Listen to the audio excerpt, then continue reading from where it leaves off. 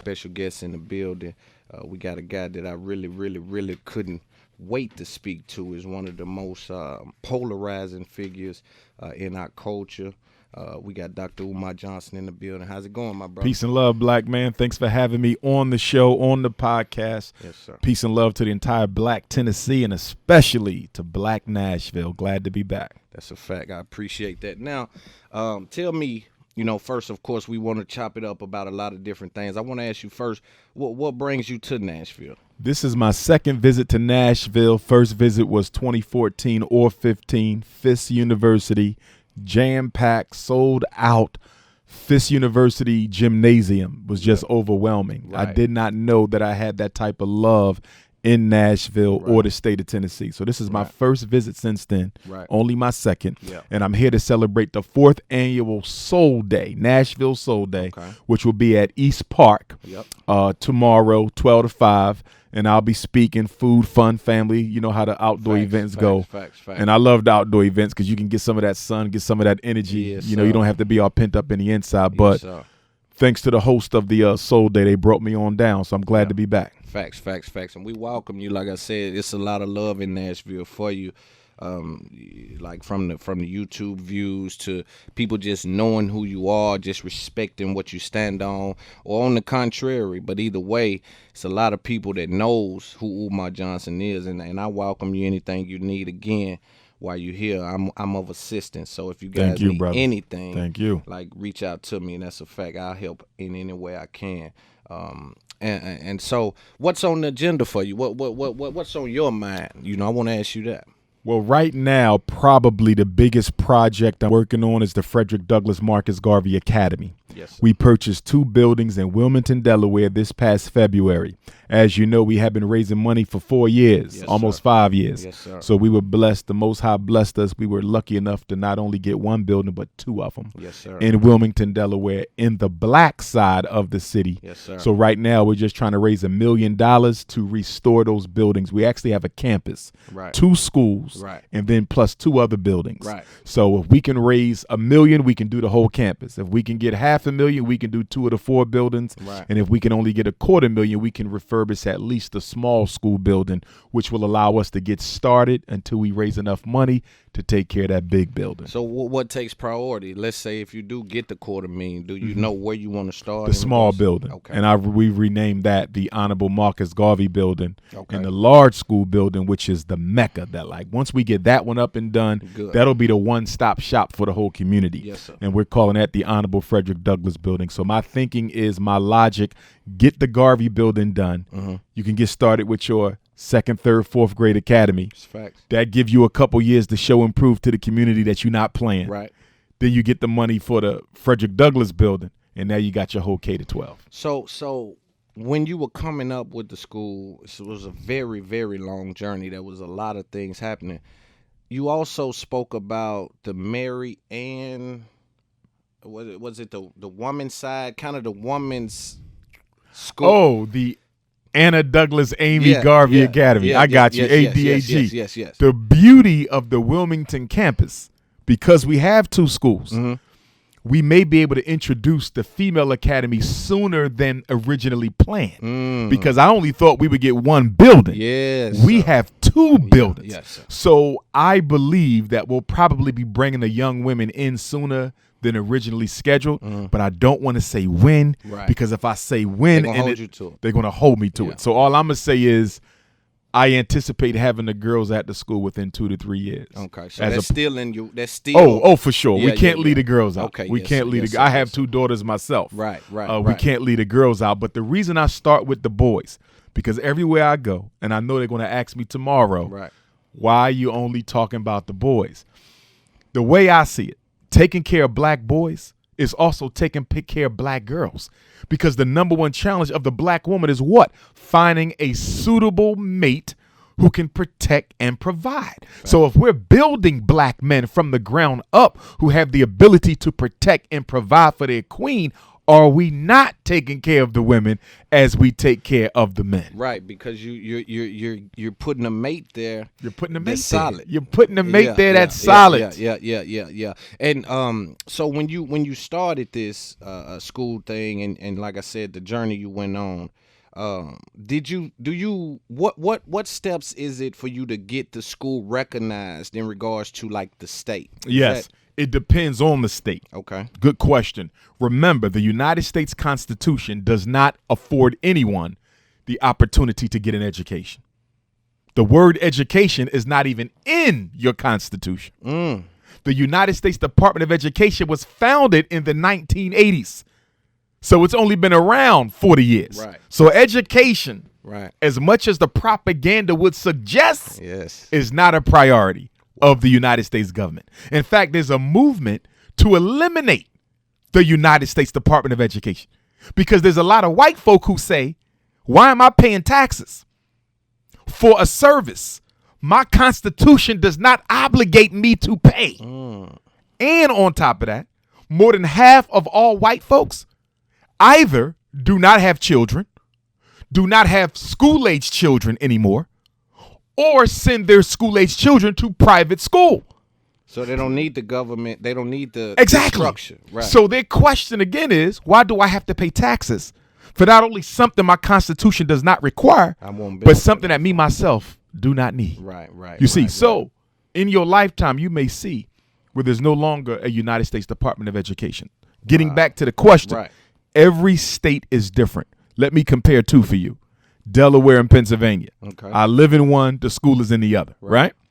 In Pennsylvania, because it is a commonwealth and one of the oldest education states in America, they have a very intense, bureaucratic private school process. Okay.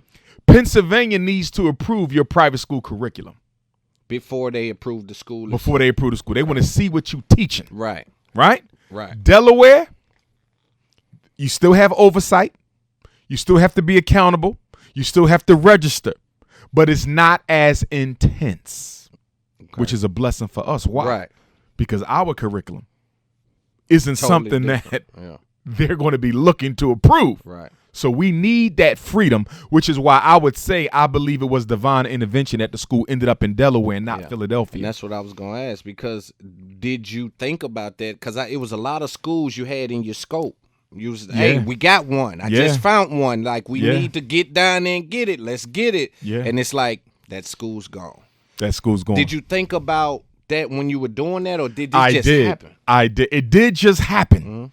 But I did think about that as well, because there's a school in my neighborhood, North Philadelphia.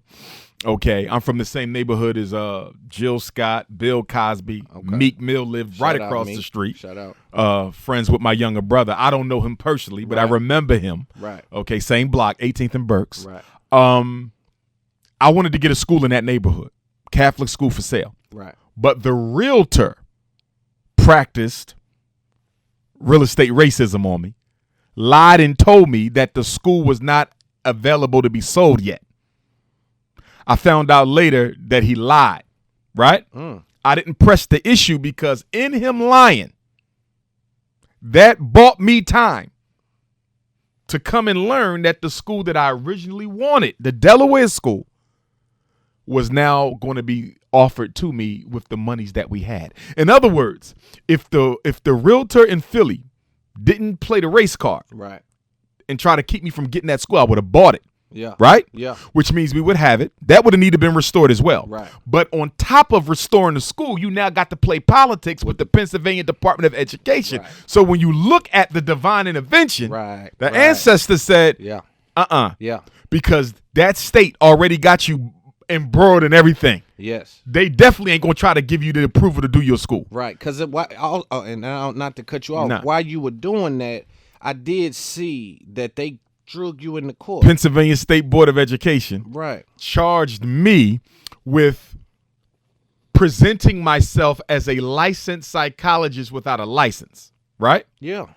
I've never claimed to be a licensed psychologist because I never pursued the license.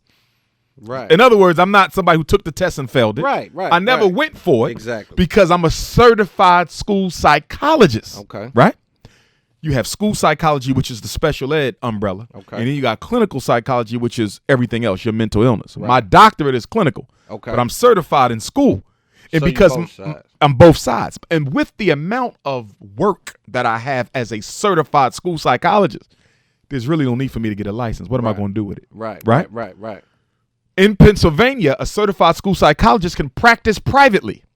Okay. This is the law. Right. So what am I in here for?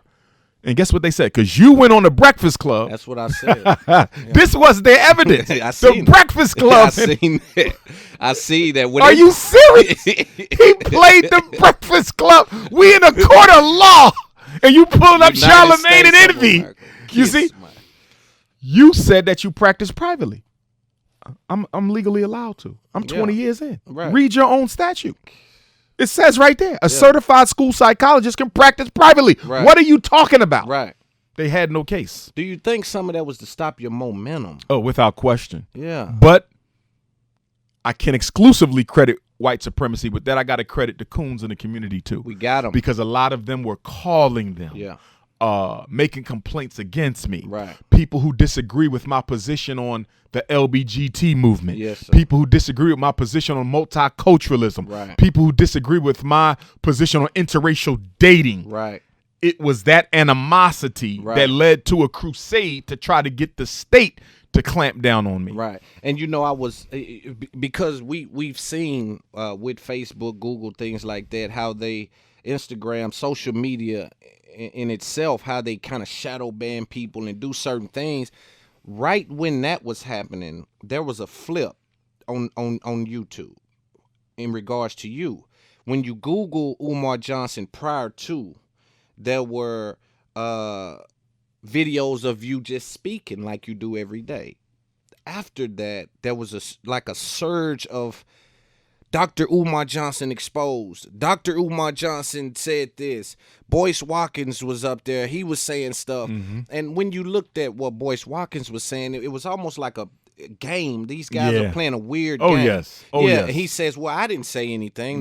This girl said it. And she's a black woman. It's a crazy thing. Yeah. So with that switch, I just thought to myself, I'm like, I wonder what's this to kind of stop the momentum. Because without question. Yeah. Without question. Here, 3 things to your point. Number 1, my work suffers to a degree because, unlike the Black Power movement of the 60s, there's not a lot of other serious national and international organizers who can help distract the power structure from following my every move. Right. See, King had Malcolm. Right. Malcolm had Medgar. Right. Medgar had Stokely. Stokely had Core. Core had SNCC. Right. SNCC had the Southern Christian Leadership Conference. They had the Freedom Riders. The Freedom Riders had the sit-ins. The sit-ins had the HBCU protests. Right. In other words, even though J. Edgar Hoover was all over each of their backs, he had to worry about 10 other legitimate movements. Right. We don't have that now. Unfortunately, or fortunately, depending on how you look at it, as a result of the police genocide campaign that was reignited under the administration of Barack Hussein Obama, that campaign exposed the traditional civil rights leadership cartel, Jackson, Sharpton, NAACP, Congressional Black. It exposed them as being ineffective because they couldn't give our youth an answer to police genocide. Yes. So when Sharpton went down to Charleston, South Carolina, and tried to organize the community there to be quiet and let the police do their investigation, he was disinvited. He was also disinvited, I believe, from Baltimore. Jackson, disinvited. So for the first time in our life, we saw major civil rights leaders be disinvited by the community. That opened up a vacuum where now, for the first time in our history in America, this may be the first time in 400 years, you do not have an identified black leader that the youth can respect. Right. And I believe that was part of the assault on my political character, because they said, you were coming. I was coming. Kill it. Yes. Because one thing we know about military science, Yes. before you exterminate the body, you exterminate the reputation. Yes. If you can kill the reputation of the black man, you may not even have to kill the black man because his people will do it for you. Exactly. So what you see happening to Dr. Umar right now is the assassination of my political reputation as a means of doing what? Destabilizing and killing the momentum. And the message. And the right? message. Because the message, whether or not people agree with it in its entirety, there's some meat in this message. Oh, for man. sure. Like, for if sure. you don't understand it, that's cool. But the logic in it, in a lot of places, is there. You can look at it. It makes total sense. Yes. And some people, like I said, when I said, dude, and to see the Tariq Nasheeds, and especially with you, I watch Colors because of you. Mm-hmm. As the many I'm people. not nobody that, like, I'm not saying it because you here. I'm Right. saying that because that's the truth. Mm-hmm. And so even when that happened, I'm like, this infighting, like, we're going right back to infighting in a time where we don't have that recognizable face. Mm-hmm. Like, who is it? Mm-hmm. Who is it? And when you, like I said, you were coming, and man, when you were coming with force. Yes. When you like your conversations now, they were just filled with shit, and it was boom, bam, bam, bam, bam. They cannot, it was nothing they can do with it. Exactly. And so when I see that and I say, okay, Boyce Watkins, he did the same thing to Farrakhan too. He said, hey, this person said something, I didn't say it, it's all good. I don't really understand it. The YouTube don't pay that well. Yeah. You know, for guys to do all of that. Low key hating. Yeah. Low key. Soft. You know, very sophisticated, careful with it. Yes. But what you're doing is introducing a whole bunch of negative doubts into people's minds when who previously didn't have those doubts. And then what? And like you said, and what happens is when you start to do that, somebody goes, and they don't ever hear you respond to it. And that's why it's important for this kind of thing to happen. Because what'll happen is when they do that and then you do this, it's a response to that. Yes. But with you doing the real work, you don't have the same time they do. Exactly. And that's the thing, because for a lot of them, they do nothing but sit on YouTube. Right. And not to blow my horn, because there's other activists out there on the community level, yourself and others, but on that national, international, black conscious level, there's few who do the work the way that I do it. Right. So even with the criticism that came from us taking so long to get a school, which you're in real estate, you know it takes a while to get property, especially when it's expensive, especially when you're dealing with commercial. You see, so I'm out there grinding to try to get this school. Right. They living off of YouTube money. You follow. Right. And people not putting two and two together and say, well, wait a minute. If they got time to make a video a day, what are they actually doing for the people? I don't have a YouTube channel. Most people don't know this because there's a lot of channels that are misrepresenting themselves as mine. Because of money. Because of money. There's a King Kong Consciousness channel. I don't know who owned that. Right. There's a Prince of Pan-Africanism channel. I don't know who owned that. So people think, I thought that's your channel because it's all your videos. It's not mine. And I wouldn't even have a problem with them having it if they made a donation to the school. Sometimes. You got people who've been plugging my info, never made a donation to the school. That's what bothers me. But see, here's the other issue. And this has been a historic problem with black leadership. You can go back to the days of Frederick Douglass Martin Delaney. You go back to the days of Malcolm and Martin. You could go back to the days of almost anyone you want to bring up. That ego of the Negro has always divided our people. The ego of the Negro has always divided our people. However, with Douglass and Delaney, they were still able to coexist. With Malcolm and Martin, on the eve of Malcolm's assassination, through Coretta Scott, rest in peace, Malcolm had agreed to unite forces with King. Delaney united forces with Douglass at times, you see. So even though they differed politically, they were able to come together. You know why that is? Because the intentions were sincere. See, I always tell people, I'm a Pan-Africanist. I'll never be a Hebrew. I'm not interested. I'll never be in the Nation of Islam. I'm not interested. I'll never be a Nawapian. I'm not interested. I'll never be a God on earth. I'm not interested. But I respect all of those movements because they have all contributed to our people and where we are today. I have friends and supporters in those movements, and I support those movements. But guess what? I could work with any of them Right. if the intentions are sincere. Right. So although I am a Pan-Africanist, if I think you are insincere, even if we are ideologically homogenous, I won't work with you Right. because you're a hustler. Right. On the flip side, you could be a Bible-toting, white Jesus-worshiping Yeah. Christian, but if I believe you really trying to make a difference for black folks, I will unite with you. At the end of the day, it's not the ideology that matters the most. It's the purity of your heart and your intentions. Yeah. And a lot of people in today's conscious movement, the YouTube voices, not to throw nobody under the bus, brother, right. I couldn't give you 3. Yeah, me neither. I couldn't give you 3 who I would say he sincerely cares about his people. Yeah. And even if he didn't make $1, he would still do this work. Right. I can't give you 3. And for me, and for me being on the rap side, because I know the youth is what the most important thing is. And as an artist myself, I can't give you 3 that I would want to sit down with. Because again, at the end of the day, I understand it's a lot of clickbait. It's just a lot of bullshit. You know, it's just a lot of you dudes are doing things that I can't understand. I'm from a place where you don't do that. Like if you have a sincere problem, you address the problem. Now, if you want to have a dialogue, put your video out, ask for a response, and even if you don't ask for a response, make valid points that I can respond to. But to assassinate the character of another guy, I just you know, a lot of times I don't understand it. But with going back to the school, when you went to get, is the school recognized in Delaware right now? Or well, remember, yes, it is.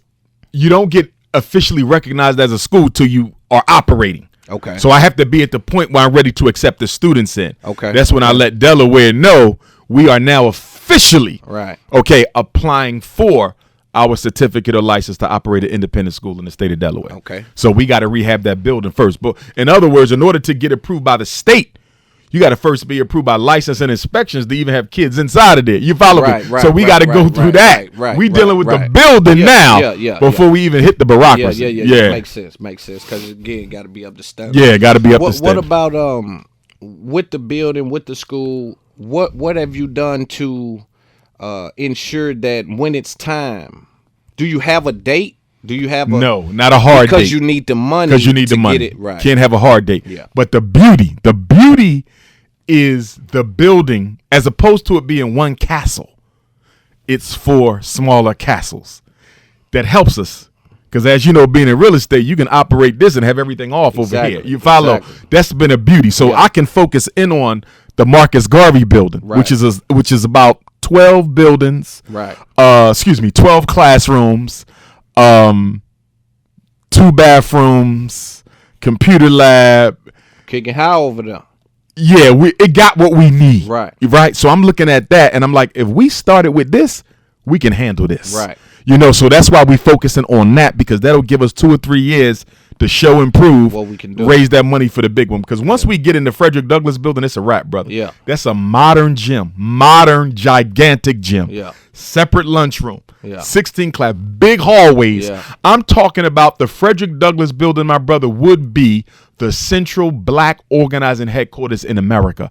Every conference, you trying to do a hip hop conference, we got all the space you need. Right. Vendors, entertainment. Right. Grass outside. You follow what I'm saying? Like, yes, sir. I see where you going. And the reason I'm so excited when I talk about the campus, as someone who speaks as much as I do, I can probably only name for you 5 places, one hand, of places I've spoken in. And this is global, not just in America. That's owned by us. 99% of the time when I'm speaking in property that we had to rent from another person. You see, you're speaking to us. And you're speaking to us, which means I have to watch my message to a degree. Right. For they say next time, no more. Next time, no more. Yeah. Or bring the police in on you right then and there. Get him out of here. Exactly. Yeah. So we will have a facility where we can fit all the people we need. Yeah. Do all the music we need, all the food we need, all the vendors we need. One-stop shop. And I'm going to market that as a conference center. So guess what, Delta Sigma Theta?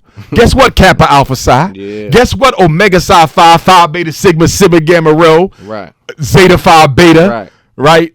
When y'all need a space to do a conference, why are you giving $250,000 to Hyatt? Why are you giving $250,000 to Hilton? Why are you giving $250,000 to Best Western? When you can come here and give that $250,000 to us. You can operate our school for the whole year if you do your count. It's a nice school. It's modern.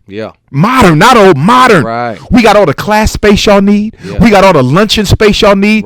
Let us do it and let my students cater it with our hotel, restaurant, and tourism school. You follow what I'm saying? So I'm putting organizations on a spot. When we up and running, I better not catch you. You understand? Giving your money to a white hotel. Well, you got an independent school with the facilities you need that you can go to. And it's Wilmington, 30 minutes from the Philadelphia airport, 2 hours from D.C., on the river, historic city.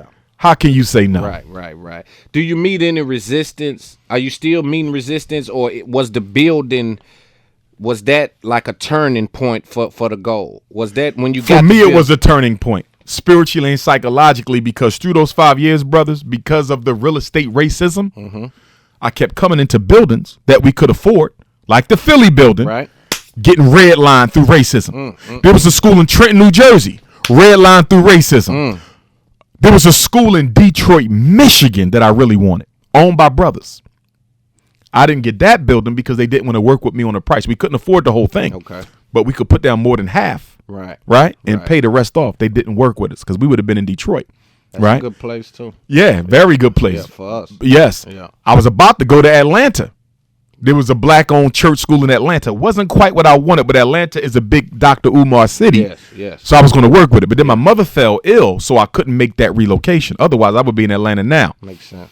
But I think it was all by divine design. Because the Delaware building, significantly better in terms of amenities than any of the other ones. Now, when you meet that racism, real estate racism, are there laws to govern that? Is there any? Yes, you're supposed to report it. You're supposed to report it to the feds. The feds do the investigation. If the feds find that there was wrongdoing on a part of the realtor, they will give you a certificate that allows you to now go to a regular attorney and sue them for that discrimination. But because I've been so busy between mom and school and everything else, I hadn't had time to follow up on that. But I should have. I just been so busy. But that's the way that goes. Yeah, you have to report it to the feds. They will look at it to see if it meets the definition. And if it does, they now give you the authority to go get a lawyer and pursue them. Let me ask you, have you, when you first started, I heard you mention some curriculum. I'm going to get you to, the 6 core curriculums of FDMG. I don't mention math required. I don't mention language required. I don't mention science required. And I don't mention social studies and civics required. So on top of the requireds, there is agricultural and agronomical science, where we want to teach them the science of how to live off the soil, grow your own food. So right now we're actually scouting property to buy about 1 to 2 acres of land that will be used for the FDMG farm. So we got the agricultural agronomical. Then we also got the diet and nutritional. So we want to teach them how to eat to live. So we will have home economics. They will be taught how to make food, understanding the mineral and nutritional properties of what you eat and how it impacts the body. So we basically want to take the Dr. Sebi science and put it into the minds of our children, so that every boy that graduates from the school will be a walking, talking nutritional doctor in his own right. Then we got the political and military science, which I'm going to teach the bulk of that, because that is making sure they understand the way the world operates. Why was Barack Obama made president? They need to know that. Why is Africa the most minerally rich continent in the world, but the people are in the worst condition? They need to know that. I wanted to ask you that myself, but I don't even know that. Well, when the white man colonized Africa, first there was slavery. When slavery ended, colonization basically took off, So first we're going to steal your people. Once we done making them work for free, we're going to come into Africa and make y'all work for free and rob you. Now, there was a revolution to push the white man out. Kwame Nkrumah of Ghana led the way, with Ghana in 1957 becoming the first African country to gain independence post-colonialism. And post-colonialism is basically a non-emotional word, to describe a very inhumane thing, such as the rape, exploitation, and dehumanization of people in their indigenous habitat. See, the white man puts words on things to kill the emotion behind it. Somebody say slavery. Well, slavery, that don't sound too bad. Colonialism, no. But when you see what they did, then that's what makes the difference. That's what makes the difference. So they pushed the white man out. But on the way out the door, the white man started sabotaging all the infrastructure that he built in Africa. So guess what he was doing? Blowing up his own buildings, poisoning the water. I leave nothing. I'm going to leave nothing. Since y'all kicking me out, I'm going to leave everything that I built because I didn't build it for y'all. I built it for me to exploit y'all. Exactly. So then the Africans said, wait, we need these buildings. We need the railroad. We need that. Yeah. We need the shit. What you doing? Yeah. The white man said, well, if you need it, you got to pay me. Whoa. Y'all been robbing us for a century. Right. You done stole diamonds, gold, coltan, oil, animals, plants. What I got to pay? If you don't want me to destroy this any further, sign the contract that you're going to pay me for all this infrastructure. That's how Africa got put into debt. When people say, if the white man robbed us blind, why do we owe him? All African nations are in debt to European nations right now. This very moment. Everyone. You say, how can that be when they done robbed us of people? Yeah. And they robbed us of resources? How can we owe y'all? Because on the way out the door, they were destroying. Pay me or kill. Pay me, I'm going to destroy your whole infrastructure.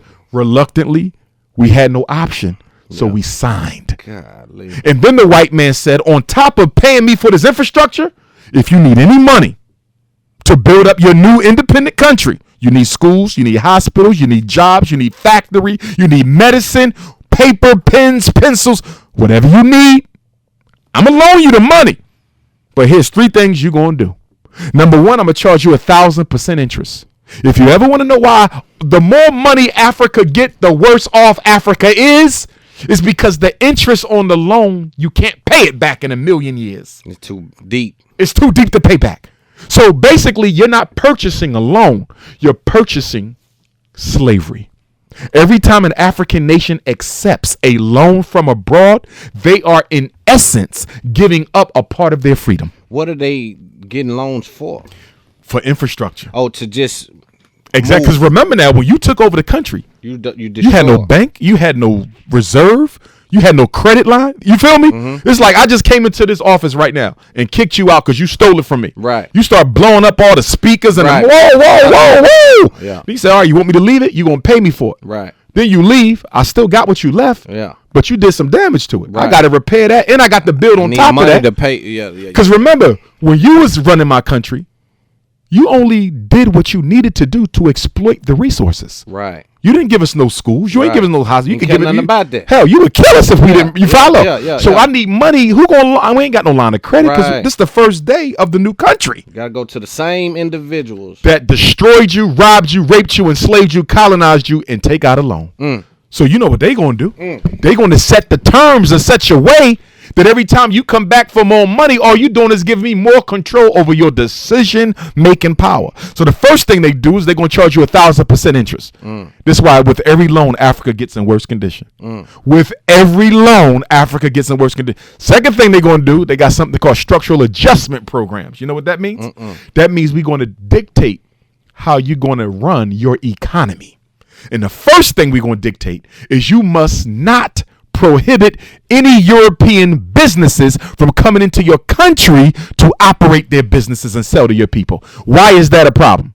Because it means I cannot protect any homegrown national industries. Let me give you an example. You in Ghana, right? In Ghana, let's say you got palm oil. Senegal, you got salt. Right. Zambia, you got tea. Nigeria, you got coffee. Right? So you might say, I got my own coffee. I don't need Maxwell House. I got my own tea. I don't need Lipton. Right. I got my own salt. I don't need Morton's. Right. I got my own chicken. I don't need Purdue. Right. White man said, the terms of this loan mean you must have a free market economy. When you hear the word free market economy, you know what that means? Mean whoever had the most money win. Exactly. Yeah. So guess what? I can't compete with Morton salt. Yeah. They can grow it quicker. They can refine it. They can sell it cheap. You follow? Right. So now you got a national company owned by the government competing in their own country with a foreign company selling the same thing. With government backing. So when you go to Africa, you say, why are Africans in Senegal buying Morton salt from America when Senegal is known for its salt? Because when Morton comes to Senegal, they can sell the native salt industry lower price. Right. Quicker, more, and they put you out of business. Yeah. That's why you got African country that grow tea, importing tea from Europe. Crazy. You got your own chicken. You importing chicken from America with all these chickens you got. Why? Right. Because you can't compete with them. They sabotage your economy. Now you dependent on them. Yeah. You see that? Yeah. Now you dependent. Yeah. And then the third thing they do, so you got your structural adjustment, which basically sabotage your economy. Right. 1,000% interest, sabotage your freedom. Right. And then they got this new thing that came in under Obama. It was already there, but Obama made it stronger, and that is population control planning. Oh, yes, brother. Oh, yes. You know what this means? You want this money? You're going to do three things. Number one, birth control, abortion, and hysterectomy must be made freely available to the women. Oh, yes. You're going to push birth control. Yes. Yes. You're going to push contraceptives. Yes. Yes. You're going to push hysterectomy. In fact, you're going to pay black women to get their insides taken. Oh, yes. When I was in South Africa, I'll never forget it, 2005, my first time there. I've been there many times since. On the way to the airport, there was a big billboard. It said, hysterectomies, $500 we will pay you. Did you hear that? You don't have to pay us. We're going to give you $500 to get your reproductive system taken out. And guess what? Because of the economy that has been created in Africa by the white man, a lot of our sisters go for it because economically it's so stressful to live. African poverty is nothing like black American poverty. Right. Go to the worst hood in America, the worst hood. It can't compete with a ghetto in Johannesburg, a ghetto in Ghana, a ghetto in Sierra Leone. Brother, it don't even begin to compete with it. You see, you're talking about poverty on a whole new level. So you got a young black girl struggling, already got 2 kids. White man saying, I'll give you $500 if you let me take out your reproductives. But what he ain't going to tell you is when he take out your reproductives, he probably going to put some cancer or some AIDS in you. Shit, You see? Yeah. So, and then the LBGT, that's why that's being pushed in Africa too, under Obama. Remember, it was Barack Obama who went to the president of Uganda and Liberia, and I think Tanzania. And I was in Liberia around that time that crisis kicked, and Obama threatened many African nations. Those are just 3 that come to mind because those presidents stood up and said, you don't come here and tell us how to run our culture. We've been around this is the president of Uganda. I'm paraphrasing. He said, we've been around 2 million years. Who are you to come to my country and tell me that I have to make it legal for a man to marry a man? We are African. That is not how we build families. If y'all want to do that in Europe or America, you do that in Europe and America. And Obama said, if you don't make gay marriage legal, we will cut off your aid. Here's the question. Why does an American president give a damn as to whether or not an African country legalizes homosexuality? Because through the legalization of homosexuality, you control the black population growth rate. Homosexuality is birth control. Lesbianism is birth control. And it is a more powerful form of birth control than any pill or any contraceptive. This is an extermination. See, we've had 4 periods in our sojourn in America. 4 centuries, 4 periods. 1619, 1719. That was a period of shock. We was trying to understand what the hell is going on. We never saw white folks before, a lot of us. We just took a 90-day boat ride through hell. 90 days. Sleeping in feces and menstrual blood and shackled the dead bodies. And then you come out from that, a land you don't know, white folks you never seen, giving you names you don't relate to and forcing you to do work without pay. We were in trauma, brother. That first century was trauma. Second century, 1719 to 1819, that's when we begin to try to fight for our humanity. Because remember, the European enslavement of the African is the first slavery where the victim was stripped of their humanity. See, people always say, why y'all keep talking about slavery? Everybody been slaves. Y'all ain't the first slaves. In fact, the word slave comes from Slav, which describes one of the first European groups to be enslaved in Europe. Right? Okay. That's true. We're not the first, but we're the only ones ever, including biblical slavery, to be stripped of your humanity, to be told that you are not a human being. So our second century, we had to fight to prove we were people, and we forget that. A lot of black people forget before you could fight to be free, you had to fight to prove that you are a person worthy of the freedom. Yes. Third century, 1819 to 1919. That was a fight for freedom. That's from the birth of Frederick Douglass to the rise of Marcus Garvey. Okay. That's your Nat Turner. That's your Harriet Tubman. That's your Shaka Zulu. That's your Haitian Revolution. Yes, in fact, that century there, the third one, 1819 to 1919, I would argue, was our greatest century since the fall of the great kingdoms of Africa.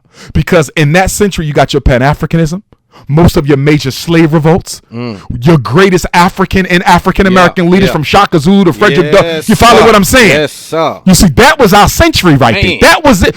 We ain't done nothing before or since in this country that we've done 1819 and 1919. Right. From Douglas to Garvey. Right. Can't touch it. Right. Then you got 1919 to 2019. I want to split this in two. Okay. I want to go 1919 to 1968. Okay. Assassination of King. Okay. And I want to go the assassination of King to today. Okay. Right? Okay. 1919 to 1968. Okay. We started off with the same organized power we had coming out of the third century. Right. The movements was there. Garvey was there. Yes. You know, NAACP wasn't doing much for us, but it got formed. The black labor unions was coming. We was coming. Right. Dr. King, Malcolm, we coming. Yeah, and then the white man said, in 1968, we got to stop this because it is threatening the status quo in this country of white over black. Oh, yeah. In what way? In several ways. Let's go back 20 years. 1954, right? Civil Rights Bill is 64. But they desegregated the schools 10 years earlier. 54. Okay. Why did they desegregate the schools? This was the beginning. The 54 was the beginning. The reason they desegregated the schools wasn't for us to sit with the white kids. It wasn't to give us a better education. They were afraid that if they did not kill independent black education, it would surpass white education. Remember now, we were inventing things in that one-room black schoolhouse white kids were not thinking about. Remember, the gas mask. You wasn't sitting next to white folks when you invented that.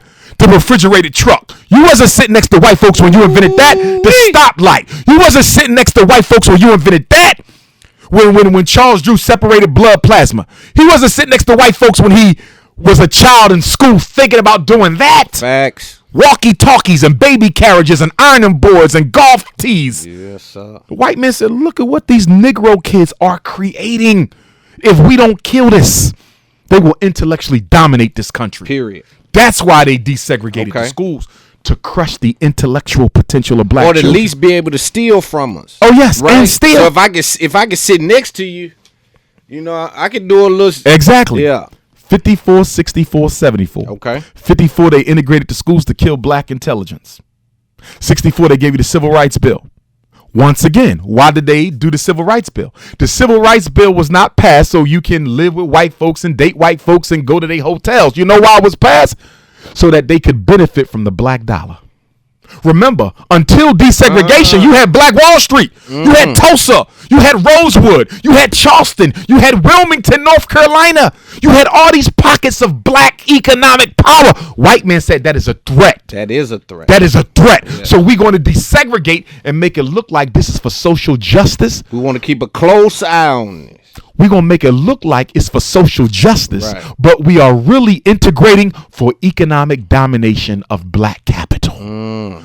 Look where we've been since desegregation. You can't show me a black community in America. Mind you, we are a $2 trillion people. We're the richest group of Africans in the world. We're the 10th richest economic nation on the planet. And you can't show me a community in America where black people own a school to educate life, a hospital to protect life, a supermarket to feed life, or a bank to invest in life. That's dangerous. This is why they desegregated. Right. And then 68, they assassinated Dr. King, the last visionary, sincere leader of a mass comprehensive movement for black folks for change. Yes. When they killed King, they said we got to make sure we never get another one ever again. Right. Now, at the time that King was murdered, he was considered the most dangerous black man in America. Now, after they murdered King, J. Edgar Hoover declared the Panthers a few years later as the #1 threat to American national security. But King was considered, and I agree he was, at 68, right, after the death of Malcolm, after he visited the grave of Marcus Garvey in Jamaica, he came back preaching just like Garvey. If you listen to any of Dr. King's speeches after he went to visit the grave of the Honorable Marcus Garvey, those Garveyites, those Jamaicans got into him, and he came back preaching Garvey. Yeah. And that's what he said, he got to go because the man that we killed Malcolm for became Malcolm. Ooh. And you know, Malcolm was a son of Garveyites. His mother and father, Earl and Louise Little, used to run the UNIA chapter, I believe, in Lansing, Michigan for the Honorable Marcus Garvey. His mother used to write for the Negro World Garvey paper. So that, yes, I didn't know that. Malcolm was a Garveyite. Elijah Poole was a Garveyite. They all come from Garvey. So they said, we got to make sure we don't get another Dr. King. Right.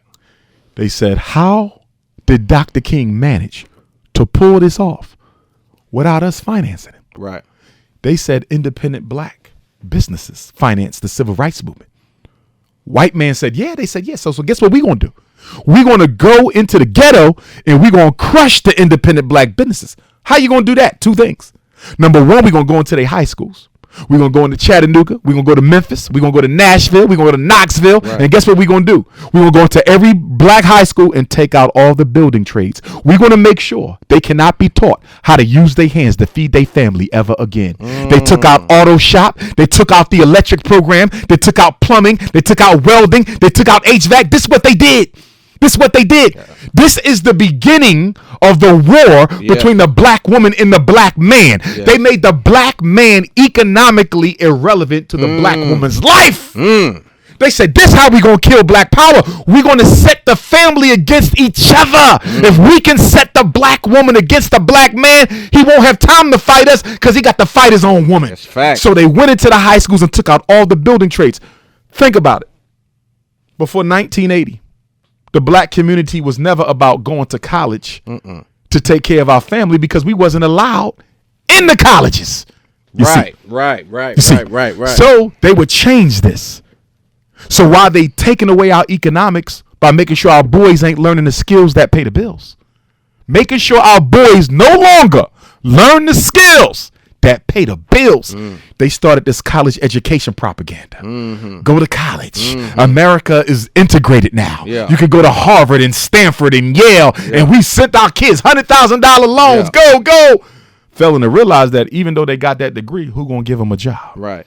It was a trap. Right. It was a trap. Right. So then 1970, they economically decimated us, and then they took all the factories out the black community. You go to most northern and midwestern cities, Detroit, Chicago, Philadelphia, Baltimore, you see old factories. Yeah. That's where we used to work. Yeah. Good jobs, made more then than we make now with college degrees. They got rid of all of them. Yeah. That was the 1970s, but they wasn't done. 1980s, CIA drop off the crack cocaine. Boom. Yeah. So now the black man can no longer earn with his hands. He got to make a decision with this crack. This is a booming business. You can smoke it to deal with the pain of not being able to provide for your family, right, or you can try to sell it and provide for your family. Right. Either way, you're tearing us up. And you're going to jail, which takes us to 1990, Bill Clinton crime bill, 1994. Boom! Look at this. Yeah. Every decade since they killed King, they didn't hit us. Ooh. So the 70s, economic castration. 80s, the crack. 1990, Bill Clinton crime bill under a Democratic president that black people consider to be one of their best. Yeah. Our boy. You got Bill Clinton locked up more black men than any Republican president since Reconstruction. Right. Mandatory 3 strikes and you out. Mandatory federal minimum wages for nonviolent drug-related offenses. Kicked millions of black women off welfare in the welfare to work program. And then he did something else under the table we wasn't even watching. He criminalized child support. That was Clinton. Clinton did that. That happened under Bill Clinton. Before Bill Clinton, you didn't go to jail if you didn't have a job to pay your child support. Right. He snuck that in. And the reason he was able to snuck it in is because I don't think they put the language directly in the crime bill. Right. So the black community didn't fight it because they didn't know that was part of the whole mix. Right. He criminalized child support. So any black man with a child technically is on parole any damn way. Now that's deep. 10 more years, we come to the year 2000, election of George W. Bush for president. He comes in with the FBI faith-based initiative. where he finds a loophole in federal law that allows him to fund black church. If you want to know why you ain't seen the black church involved in any major struggle affecting black folks, have you noticed that you don't see the black church dealing with police genocide? At all. You don't see the black church dealing with miseducation. You don't see the black church dealing with unemployment. You don't see the black church dealing with mass incarceration. Can you name one thing that the black church is at the forefront of changing for black folks? You can't. Why? Because in Y2K, the new millennium came with a new takeover of the black church. The federal government now owns the black church. FBI, faith-based initiative. Your pastor is the new snitch. Now that's deep. Now that's what year was this? 2000. Okay. Which is also the same year that the federal government decided that they were going to take back all major cities from blacks and gentrify them back in the hands of whites. Yep. That was Y2K. Yep. You're seeing it now, but it was decided 20 years ago. Right. That was Y2K. They unemployed us. They drug addicted us. They mass incarcerated us. They neutralized the black church, and they took back the ghettos. Now with the college propaganda. Oh man, when 2 million unemployed African Americans with masters and doctorate degrees. That's what you got in America. I didn't say bachelors. I didn't say associates. I said masters, and these the top of the top. Brother, I occasionally get resumes from lawyers, brother. Lawyer, law degree, licensed attorney. I can't find trying to ask you to put them to work. Trying to put them to work. Man, this is crazy. We got to go back to the skills. So tell me, with the school, are you, for your school, are you teaching the kids to leave school without needing college? There's no college for FDMG. No. Because you still have to have your black professional class. Okay. In other words, there's certain professions you cannot practice without college degree. That's right. Right? Because of the structure. Because of the structure. Because they require licenses and certifications Right. that you can only get if you have the credential. Right. Medical doctor, you got to go to college. Right. Lawyer, you got to go to college. Right. Educated, engineer, psychologist, pharmacist, you Right. got to go to college. Right. So for those children who want to be something that requires college, Right. we sending them. Okay. But for the ones who ain't interested in that, why do they have to do that? Right. The issue is options. Know that you can build your economic empire and legacy for your children's children. Right. You can do it without a college degree. Right. Don't let nobody intimidate you and make you fearful of not going to college in order to be successful, because the top 1% richest people in the world never set foot in the university. Yeah. And a lot of people I know this rich never set foot in the university. Yeah. So now that's loaded. Like that's a lot of shit. That's a lot of information. That's great information. Let me ask you this. Now, with that being said, because a lot of stuff, like I said, this stuff has to get out to the masses. Yes. We need this information. Back in, I think, 2014, 2015, 2016, there was almost like a push for our youth, in my opinion, again, from the outside, from being boots on the ground and not wrapped up in that industry stuff. I see Dr. Umar on Breakfast Club. Mm-hmm. I see Farrakhan on Breakfast Club. I see Brother Polite on Breakfast Club. I see Umar on Vlad. I see Umar on 106 this and that. And then I don't know if it was the LGBT stuff or something happened. And then it was poof. Yeah. Umar's no longer on Breakfast Club. He's not. I don't understand. The gift was the curse. On the one hand, the hip hop community knew that the youth were beginning to become woke. So they said, if we want to stay relevant, we're going to have to somehow cater to this new woke movement, because it might overtake hip hop. Right. So if hip hop does not get on top of the wokeness might topple hip hop. Right. That's what brought us into that, because for the first time you had the people listen to the gangster rap, but then they'll turn on some Dr. Umar, some John Henry Clark, right? So then the shot callers said, look at this. Okay, we got to get out in front of this because we don't need this backfiring on us. Right. So that's when they rolled out the red carpet to the conscious movement. Right. First, they let everybody else come. Of course, I'm going to be one of the last ones because my message is too strong for mainstream. Right. So I was at Columbia, South Carolina. Only been there once. Okay. Brother walked up to me, young brother. He said, you need to be on the Breakfast Club. I said, brother, I'm never getting on the platform. He said, listen, take this card. This is Charlamagne's It was either Charlamagne's card or Charlamagne's agent. Right. He said, call him. I said, I'll give it a shot. I said, bruh, trust me. I'm too strong for these platforms. Yeah. But sure enough, I hit him. And the brother said, we've been wanting to do this. Yeah, yeah. So we did the first Breakfast Club, right? I didn't think nothing of it. Good interview. Charlamagne was cool. Envy was cool. It went well. Good brothers. Angie. Left that thing, brother. That thing went viral. Yeah. That was 2014. Yeah. Woof. Yeah. I said, oh, shit. You know what I mean? Like, yeah. It's going to to do Charlamagne it was like, yo, we got to do it again. Yeah. I said, let's do it. Came back 15. Yeah. Viral again. I said 2. Because it's the hip-hop mix. Yes. That's what this is. The last one.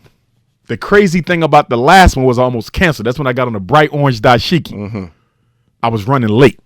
I called the queen who set up. I said, cancel this. I'm on some strip in New York. The traffic backed up. Envy and Charlamagne said, tell them to come on. We wait. We got to do it. Whatever we can get in, we going to get. Right. That was the shortest of the 3 because I was late. Right. Might have been 38 minutes. Right. That one went more viral than the previous 2. And if I don't got the stats on this, but I believe it is the most watched political interview in Breakfast Club history. Okay. And it's one of the most watched interviews, period, in Breakfast Club history. Right. I would argue that interview may have been watched more than any rapper interview they did that year. Right. You can't go off the Breakfast Club totals because people snatch it and repost it. So you got to add it. You follow? Yeah. They ranked it number 9. Yeah. They ranked it as the 9th most powerful interview of that year. Right. But in terms of pure views, I think it got more than Jay and everybody of that year. I'll never forget it. After the second interview, not even the third, after the second one, I went to T-Mobile because it was time to go to Africa. Yeah. And I went to T-Mobile phone because they got a better international. Okay. Plan.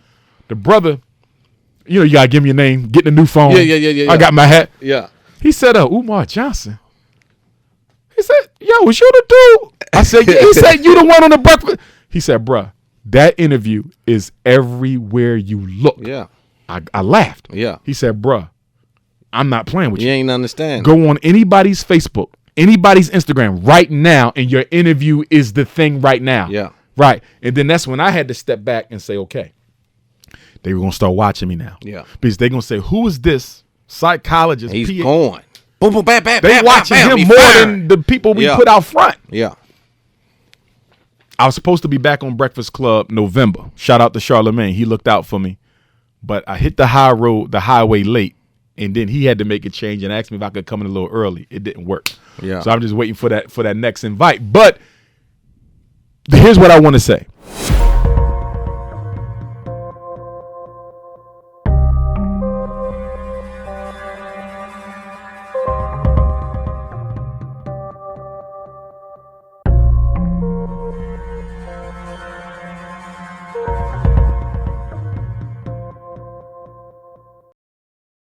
Hey, it's your boy Loon from It's Up There Podcast. Thank you for watching the video you just watched, and make sure you subscribe by hitting the button you see on the screen, or go to the next video by hitting this right here you see on the screen. Big It's Up There Podcast.